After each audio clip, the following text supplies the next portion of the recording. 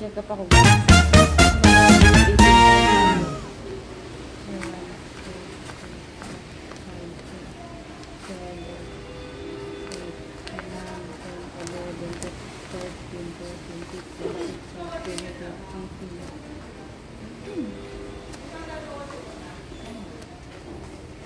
Additional na 18,500.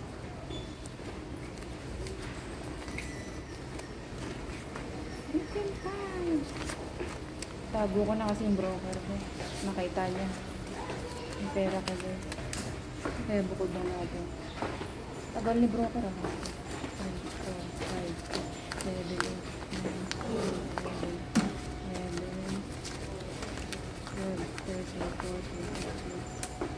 15,500 lang pala. 15,800. 15,800 lang pala. 16,800. Bukod na natin guys.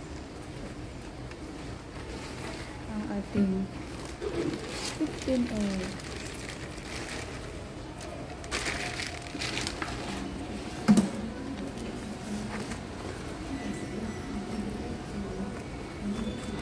Sa kulot ang pera. Hanap ko yung ATM ko. Nasa bro. 15,800.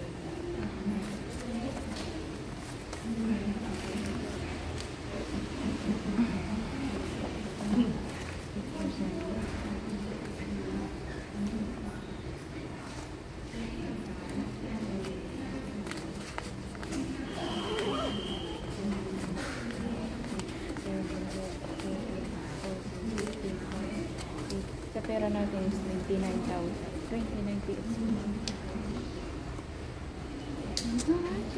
Ang train guys. Saan kaya si broker dito?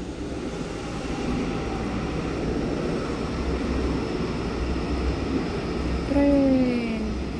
Today's video is pupunta tayo sa Taoyuan Hospital guys. Magpapaano ako. ECG scan guys.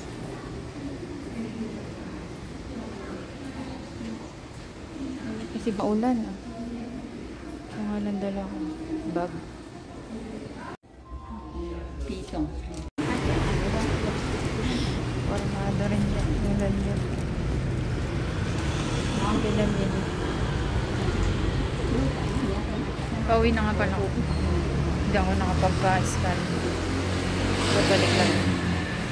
Hindi ako na pasok sa machine guys. Ito yung kuwahaw ko. Kumbaga record pagbalik ko dun. Kasi ginawan pa ako ng record. So hindi agad schedule. Ayan. So ito lahat yung ipapagawa ko. Ito yung 15,800 na babayaran ko guys. Iba pa pala ito. Ito yung 5,000. Tapos ito kasama na dito. Ayan. Sabi ko lahat gawin na lang sa akin. Kasi parang meron din siya dyan sa pampiptik ulcer. Yan. So ito yung binigay sa akin na English 66 pala yan this Friday. This Friday pala. 6 nga. 5 ako pupunta. Ano ba? 3, 4, 5 dun sa Ian. 12 ba yan? 12 tapos fasting at 7 AM. Fasting 7 AM. Di na ako niya kakain. Before 7 stop medicine this morning. Number 2 stop medicine this morning. Ito 500 yung babayaran ko dito. Ito yon.